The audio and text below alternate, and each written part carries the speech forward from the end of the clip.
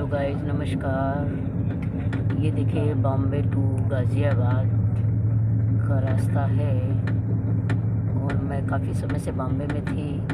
अब मैं बेटी के यहाँ जा रही हूँ गाज़ियाबाद और उसके बाद फिर मेरी वापसी होगी लखनऊ की। मैं 17 जून से ही करीब बाहर हूँ, कभी इधर कभी उधर, कभी इधर कभी उधर। इस तरह से हमारा समय कटता चला गया। हम और हमारे हस्बैंड, हम लोग साथ में ही हैं और बच्चे सब अपनी अपनी जगह पे हैं। अब मैं पहुंचूंगी, कितने बजे तक पहुंचूंगी मुझे खुद नहीं मालूम है। अभी वैसे 3 बजे पहुंचने का टाइम है, लेकिन अभी निरंतर मैं ट्रेन में ही हूँ। ये राजस्थान का रास्ता चल रहा है। मुंबई से पहले सूरत पहुंची, सूरत से फिर कोटा, कोटा से फिर ये राजस्थान आ गई। राजस्थान से धीरे धीरे गाड़ी हमारी आगे बढ़ रही है और ये नज़ारा देखिए, कितना सुंदर नज़ारा है यहाँ का। देखते रहिए, कितना बढ़िया मस्त मस्त ये नज़ारा है। सुबह के 9 बजे हुए हैं, 9 बजे का ये सीन है। सुबह तो उठने का मन ही नहीं था, मैं उठी भी नहीं थी क्योंकि डेली तो उठना रहता है। ये ट्रेन में एक ऐसा है जो आराम से लेटने को मिलता है, तो मैं आराम से लेटी रही और चिंतन करती रही कि अब आगे क्या करना है, आगे क्या करना है। मनुष्य एक सामाजिक प्राणी है जिसको वाकई में चिंता तो रहती है, घर परिवार, रिश्ते नातेदार सभी लोगों की। और मुझे लगता है कि जब बच्चे अपने छोटे होते हैं तब ज़्यादा जीवन अच्छा लगता है। अपने ऊपर निर्भर करता है कि उसको मैं किस तरह से ढालूँ, किस तरह से क्या करूँ, क्या ना करूँ। लेकिन जब बच्चे बड़े हो जाते हैं, सबकी शादियाँ हो जाती तो जैसे रिस्पॉन्सिबिलिटी और भी अधिक बढ़ जाती है दोस्तों, और वो बढ़ती ही जा रही है।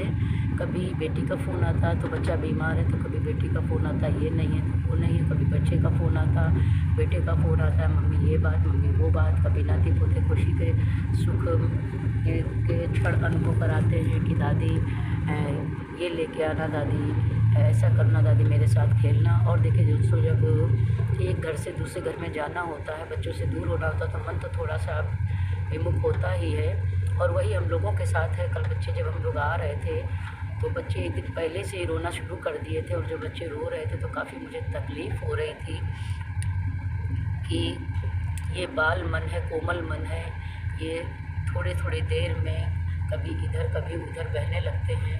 इनको क्या समझाया जाए। बच्चों ने मेरे साथ बहुत खेल खेला है, जिसमें कबड्डी भी उन्होंने खेली और अंताक्षरी भी खेली। खेलों का कोई नाम ही नहीं है जितना उन्होंने जितना हमारे साथ गेम खेला है। बोलते हैं कि बैट बॉल भी खेल लो दादी, अब तो आप चली जाओगी, फिर कब आओगी। चिपक के रोने लगे तो बड़ी तकलीफ़ हुई। लेकिन अब आना जाना तो है, ये दुनिया का ही ऐसा काम है जो मोह माया में इंसान बंधा रहता, आता रहता, जाता रहता है। अब हमसे कह रहा था पोता हमारा कि चेरी के यहाँ जा रही, तो चेरी के यहाँ कितने दिन रुकोगी दादी, यहाँ कितने दिन रुकी, चेरी के यहाँ कितने दिन। हमको 13 कहानी सुनाई है, चेरी को कितनी कहानी सुनाओगी। इस तरह से बच्चे तरह तरह की बातें करते रहते हैं। और उसके बाद छोटी वाली बेटी का जो पुदंसी है वो भी हमको वहीं पर मिलेगा, गाज़ियाबाद में ही। लेकिन उसका कुछ स्वास्थ्य गड़बड़ है, तो हो सकता है कि ना भी आ पावे। लेकिन मैं तो माता रानी से यही उम्मीद करती हूँ, दुआ करती हूँ कि उसका स्वास्थ्य जल्दी से सही हो जाए और हम लोगों के बीच में वहाँ पर पहुँचे, जिसमें और भी ज़्यादा एंजॉय बच्चे करें, सभी लोग एक साथ मिल कर के। और अब देखिए कितनी जल्दी वो शुभ अवसर आएगा जो तीनों बच्चे और फैमिली के और भी काफ़ी बच्चे लोग मिल कर के एक साथ एंजॉय करें। वो आनंद ही एक अलग है। लेकिन पहले जो आनंद होता था, मुझे तो ये लगता है कि पहले जो मेरे बच्चे छोटे छोटे थे, जो आनंद में हम लोग जीवन जीते थे, वो अब आनंद नहीं रह गया है। चाहे ये उम्र का कसूर हो, चाहे ये समय का कसूर हो, चाहे ये बच्चे दूर हो गए उसका कसूर हो, कोई ना कोई तो ऐसा कसूर होता है जिसमें काफ़ी कुछ व्यवधान आते हैं, मस्ती भी नहीं होती है। क्योंकि बच्चे सुबह ऑफिस निकल जाते हैं और छोटे बच्चे वो स्कूल निकल जाते हैं, बहू बेटी वो काम में लगी रहती हैं, तो वो मस्ती नहीं आती है। मस्ती आने के लिए काफ़ी कुछ लाइफ में समझौते करने पड़ते हैं, जिन्हीं से मस्ती आ पाती है, और वो समझौते हर एक के बस की बात की नहीं होती है। कभी कोई ज़्यादा अपने दिमाग में टेंशन लेता था किसी चीज़ को लेकर, किसी जिससे मैं छोटी बेटी मेरी बहुत ज़्यादा परेशान है बच्चे को लेकर के, जबकि ऐसी कोई प्रॉब्लम नहीं है, लेकिन उसकी आदत है टेंशन लेने की। वो किसी चीज़ को बहुत ही गंभीर रूप में ले लेती है, और मेरा ये है कि कुछ अनुभव है अपना, कुछ उम्र है, कुछ अपने अंदर की एक पॉजिटिव ऊर्जा है, जो एनर्जी जिसको बोलते हैं, कि हम पॉजिटिव, अधिकतर ही पॉजिटिव रहते हैं, क्योंकि पॉजिटिव में जो आनंद है वो नेगेटिव में नहीं है।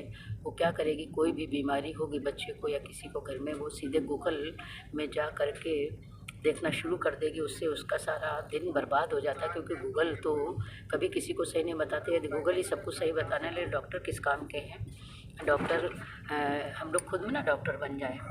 इसलिए दोस्तों जीवन को हमेशा एंजॉय के रूप में जीना चाहिए, और जिम्मेदारियां तो आती रहती जाती रहती, जिम्मेदारियां तो कभी भी ख़त्म नहीं होगी। जिम्मेदारी तो उसी दिन ख़त्म होती जिस दिन मनुष्य ऊपर की ओर प्रस्थान कर लेता है।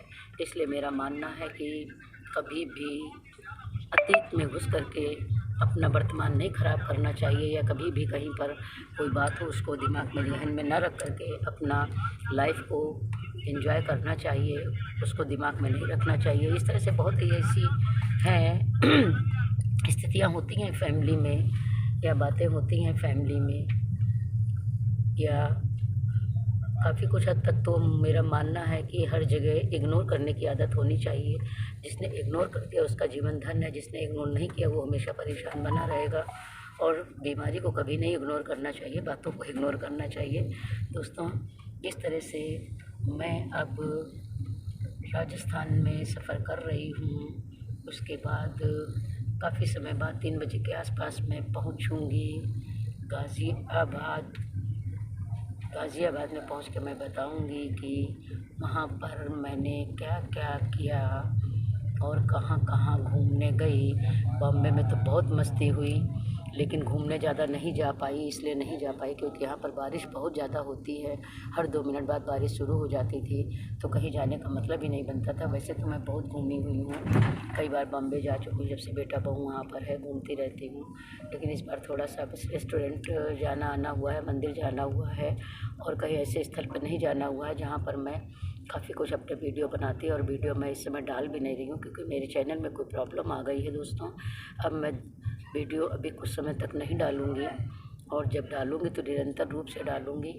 और ये तो मैंने अच्छा सा यहाँ का वातावरण है इसलिए वीडियो बनाया हुआ है, और वीडियो भी डालने के लिए कुछ अच्छे से वातावरण की ज़रूरत होती है, क्योंकि इस तरह के वातावरण हर जगह नहीं मिलते हैं। ये जो हरियाली हम लोग को मिल रही है, ज़रूरी नहीं कि हरियाली आगे जाके मिले, क्योंकि अब तो जगह जगह बिल्डिंगें लोगों ने बना ली हैं। ठीक है दोस्तों,